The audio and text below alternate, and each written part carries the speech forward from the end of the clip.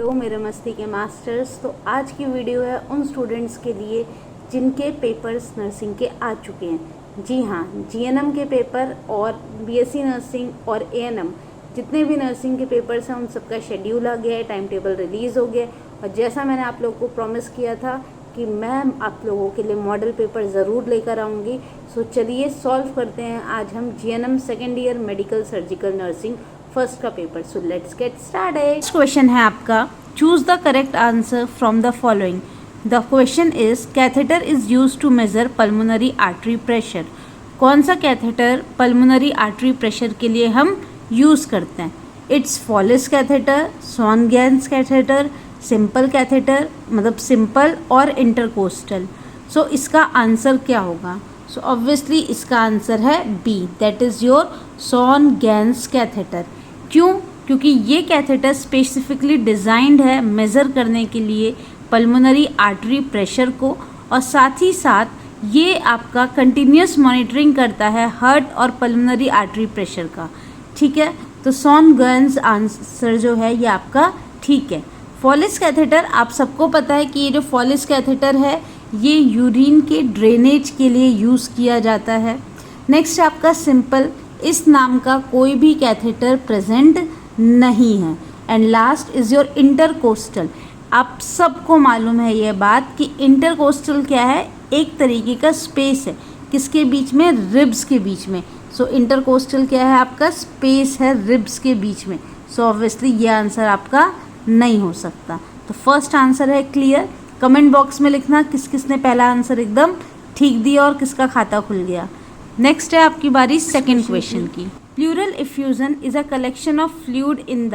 Pleural effusion जो fluid है वो कहाँ पर कलेक्ट होता है? तो नाम से ही पता चल रहा है प्लूरल इफ्यूजन आपका प्लूरल कैविटी में प्रेजेंट होता है। पेरिकार्डियल नहीं होगा, जॉइंट्स नहीं होगा और पेरिटोनियल ऑब्वियसली नहीं होगा। ये आपकी एब्डोमिनल है, ये आपकी हार्ट से रिलेटेड है, और जॉइंट्स आपका किसी भी तरीके का कोई भी कैविटी प्रेजेंट नहीं करती है। So next question is your difficulty in swelling is termed as. यहाँ पे डिफ़िकल्टी होगा, स्पेलिंग मिस्टेक हो गई है। सो डिफ़िकल्टी, अगर हम कोई भी चीज़ खाते हैं उसको स्वेलो करते हैं तो उसकी जो प्रॉब्लम होती है उसे हम क्या कहते हैं? So that is called as dysphagia. उस कंडीशन को हम डिस्फेजिया कहते हैं। डिस्पनिया क्या होता है? डिस्पनिया का मतलब होता है ब्रीदिंग में डिफ़िकल्टी होना।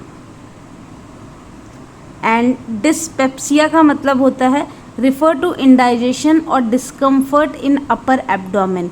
डिस्पेप्सिया का मतलब है डिस्कम्फर्ट जो होता है वो आपके अपर एब्डोमिनल साइड पे होता है, जैसे कि ब्लोटिंग होना, नोजिया होना, that is called as dyspepsia.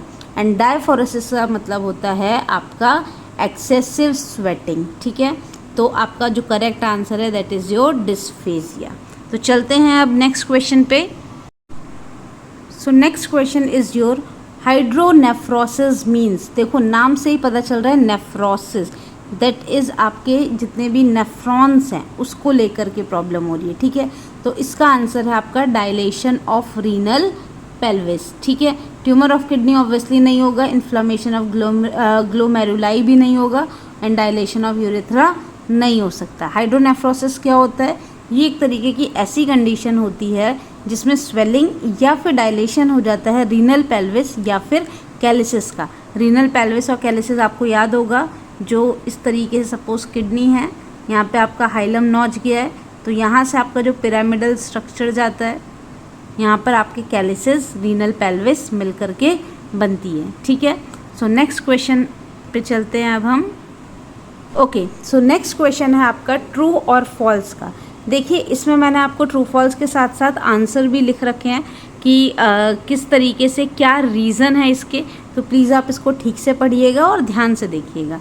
So first question है आपका diabetes insipidus cause due to lack of insulin.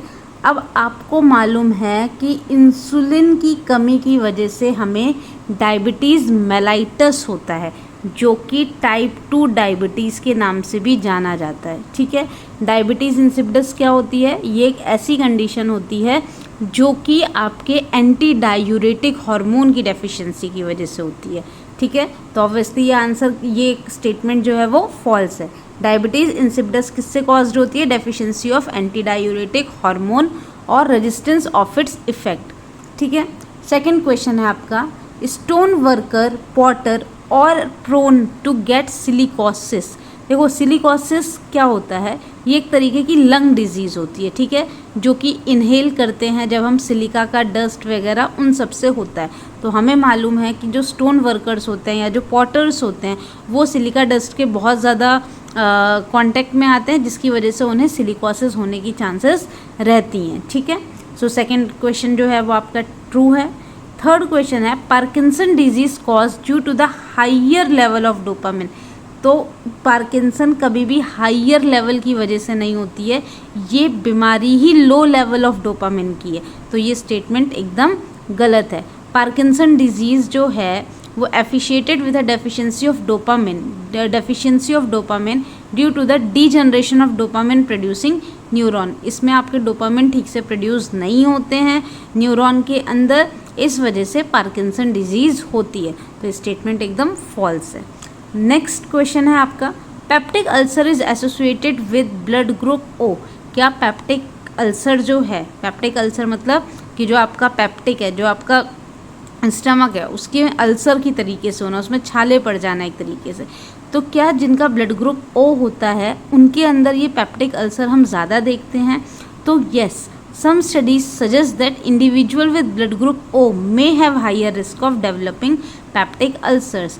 कुछ स्टडीज़ में, कुछ रिसर्च में ये पाया गया है कि जिनका ब्लड ग्रुप ओ होता है, और ख़ासकर वो जो हेलिकोबैक्टर पाइलोरी, आपको पता है हेलिकोबैक्टर पाइलोरी एक तरीके का बैक्टीरिया होता है जो हमारे स्टमक में प्रेजेंट रहता है। तो उसके अगर इन्फेक्शन हो जाता है तो उस वजह से ये डिजीज़ जो है वो ज़्यादा कॉज करती है। And your last question is, melaena means blood in stool. जो आपका मेलिना है, मेलिना का मतलब ही होता है कि स्टूल के अंदर ब्लड आना। ठीक है, तो melaena means blood in stool, तो ऑब्वियसली ये स्टेटमेंट एकदम सही है। प्लीज़ मुझे कमेंट में बताइएगा आपके ट्रू फॉल्स में कितने कमेंट, मतलब कितने ट्रू और फॉल्स ठीक हुए। ओके, सो चलते हैं अब नेक्स्ट क्वेश्चन की तरफ, जो कि है आपका डिफरेंशिएट बिटवीन। सो नेक्स्ट है आपका डिफरेंशिएट बिटवीन एनी टू। ये आपका जो है ये 2-2 नंबर में भी आ सकते हैं और ये आपके 3-3 नंबर में भी आ सकते हैं। तो सबसे पहले बात करते हैं हम हेमोडायलिसिस एंड पेरिटोनियल डायलिसिस की, कि क्या होता है हीमोडायलिसिस और क्या होता है आपका पेरिटोनियल डायलिसिस। तो चलिए देखते हैं। देखिए, मैंने एक बहुत प्यारा सा टेबल आपके लिए बना रखा है हीमोडायलिसिस और पेरिटोनियल डायलिसिस के डिफरेंस के लिए। तो आप देख सकते हैं इसमें कि इसमें सबसे पहले प्रोसेस, हीमोडायलिसिस और पेरिटोनियल डायलिसिस का क्या प्रोसेस है। तो हीमोडायलिसिस में blood is filtered outside the body through a machine. आपको मालूम है कि हीमोडायलिसिस में, हीमो मतलब ब्लड, डायलिसिस मतलब रिमूवल ऑफ टॉक्सिक मटेरियल्स। ठीक है, तो इसमें डायलाइज़र, जो कि आपका डायलिसिस मशीन जिसको हम नॉर्मली कहते हैं, वो वेस्ट को रिमूव करता है, टॉक्सिन फ्लूइड को रिमूव करता है। लेकिन पेरिटोनियल डायलिसिस में क्या है, uses the peritoneum lining of the abdominal cavity as natural filter. A dialysis solution is infused into the abdomen where waste and excess fluid are absorbed। इसमें क्या करते हैं हम, सॉल्यूशन को इन्फ्यूज़ करते हैं एब्डोमेन के अंदर, जिससे कि आपका वेस्ट और एक्सेस फ्लूइड जो है वो एब्जॉर्ब हो जाएगा और फिर रिमूव हो जाएगी टॉक्सिसिटी। इसमें नेक्स्ट है एक्सेस में require vascular access, fistula, graft और सेंट्रल वीनस कैथेटर। आपको मालूम है कि जब हम हीमोडायलिसिस करते हैं तो उस टाइम पे हम लोग को फिस्टूला बनाना होता है, जिससे कि डायलिसिस कंटिन्यूस हो सके और इजीली चीज़ें रह सकें। पेरिटोनियल डायलिसिस में क्या रिक्वायर्ड होता है, एक कैथेटर प्लेस्ड होता है एब्डोमिनल कैविटी के अंदर, जिससे कि फ्लूइड एक्सचेंज किया जाता है। हीमोडायलिसिस में थर्ड है आपका frequency, typically perform 3 times a week which with each session lasting about 3 to 5 hours। इसमें आपका क्या कहते हैं 3 बार वीक में हो सकता है या अकॉर्डिंग टू सीवियरिटी हो सकता है। ठीक है, और पेरिटोनियल में can be done daily continuous ambulatory peritoneal dialysis, जिसको आप CAPD के नाम से भी जानते हैं, और ये वाया मशीन कर सकते हैं at night automated peritoneal dialysis के नाम से। ठीक है, अच्छा, ये रेगुलरली भी किया जाता है और 1 दिन 2 दिन छोड़ के भी किया जाता है, according to the needs, as per need, as per patient condition. ठीक है, फिर लोकेशन की बात करें तो हीमोडायलिसिस के लिए प्रॉपर डायलिसिस का सेंटर होता है, हॉस्पिटल्स होते हैं, वहीं पर प्रॉपर हीमोडायलिसिस करवाई जाती है। लेकिन पेरिटोनियल डायलिसिस अगर कोई पर्सन ट्रेंड हो चुका है तो वो घर पर भी परफॉर्म कर सकता है किसी भी मेडिकल हेल्थ केयर प्रोवाइडर के असिस्टेंस से, या फिर खुद से अगर उसने सीख लिया है तो। फिर efficiency, generally more effective eight rapidly removing toxin. आपका जो हीमोडायलिसिस है वो ज़्यादा इफेक्टिव होता है, टॉक्सिसिटी को जल्दी रिमूव करता है, वाइल पेरिटोनियल डायलिसिस थोड़ा सा स्लो होता है और वेस्ट को धीरे धीरे रिमूव करता है। And last but not the least, आपका डाइटरी रेस्ट्रिक्शन। जो हीमोडायलिसिस के पेशेंट्स होते हैं उनमें कई सारे डाइटरी स्ट्रिक्ट होती हैं। आपने खुद ही सुना होगा, इनको किडनी की प्रॉब्लम होती है, उनको बहुत सारे क्या कहते हैं डाइट में चीज़ें मना की होती हैं। वाइल जो पेरिटोनियल डायलिसिस के पेशेंट होते हैं वो थोड़ा बहुत फ्लेक्सिबिलिटी होती है उनके डाइट में, कुछ चीज़ें हैं वो मतलब मैनेज कर सकते हैं, ठीक है, उसमें ऐसे स्ट्रिक्टनेस नहीं होती है, बट हाँ अवॉइडेंस होती है, ठीक है। तो इसमें आपका मॉनिटर करते हैं फ्लूइड और इलेक्ट्रोलाइट इनटेक को बेसिकली। तो ये है आपका हीमोडायलिसिस एंड पेरिटोनियल डायलिसिस। ये डिफरेंस पिछली बार आपका आया हुआ था, तो प्लीज़ आप इसको थोड़ा सा ध्यान से पढ़िएगा कि हीमोडायलिसिस एंड पेरिटोनियल डायलिसिस में क्या डिफरेंस है। चलते हैं अपने नेक्स्ट क्वेश्चन पे। That is the difference between angina pectoris and myocardial infarction. जिसने मेरी वीडियो देखी होंगी आपने ये चीज़ देखी होगी कि मैंने आप लोगों को ऑलरेडी एमआई पढ़ा दिया है। जिन्होंने नहीं पढ़ा है प्लीज़ मेरे प्लेलिस्ट में जाइए या मेरे चैनल पे आप विज़िट कीजिए, उसमें आपको एमआई की वीडियो मिल जाएगी डिटेल्ड में, आप उसको देखिएगा, आपको वो ईजिली समझ में आ जाएगा। ओके, सो अगर हम डिफरेंस की बात करें तो एंजाइना पेक्टोरिस क्या है, तो angina pectoris is just a pain, ठीक है, इसमें एक तरीके का चेस्ट पेन होता है, इसलिए हम एंजाइना पेक्टोरिस को नॉर्मली चेस्ट पेन के नाम से जानते हैं, ठीक है। Chest pain due to a transition insufficient blood flow to the heart muscle. इसमें जो ब्लड फ्लो होता है वो हार्ट मसल्स को प्रॉपर नहीं हो पाता है due to fatigueness, exercise, physical activity, तो इस वजह से चेस्ट में थोड़ा सा पेन होने लगता है, जिसको हम एंजाइना पेक्टोरिस कहते हैं। मायोकार्डियल इन्फ्रैक्शन क्या होता है, अगर इसको ठीक टाइम पे ट्रीट ना किया जाए तो ये पेशेंट की डेथ तक कर सकता है, ठीक है।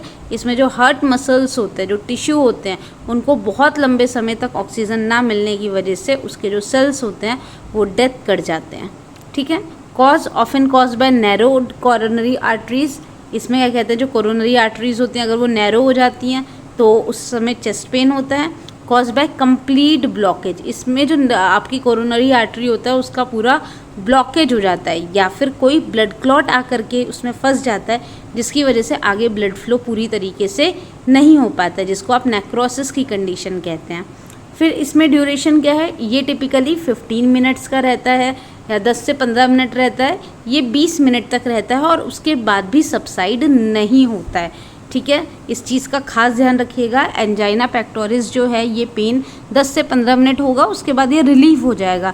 अगर आप थोड़ा सा रेस्ट करते हो, आप क्या कहते हैं कि अच्छी पोजीशन ले लेते हो या फिर एंटीजी ले लेते हैं, तो ये पेन जो है वो रिलीफ कर देता है। लेकिन जो एमआई का पेन होता है वो रिलीफ नहीं करता है अनटिल और अनलेस, जब तक इसको लोडिंग डोज ना दी जाए। Trigger usually trigger by physical exertion, stress और हैवी मील।